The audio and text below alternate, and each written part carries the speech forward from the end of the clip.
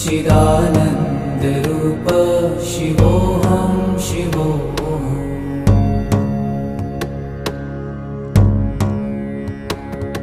न च प्राणसंज्ञो न वै पञ्चवायु, न वा सप्तधातु न वा पञ्चकोश, न वा पाणिपादं न चोपस्थपायु। चिदा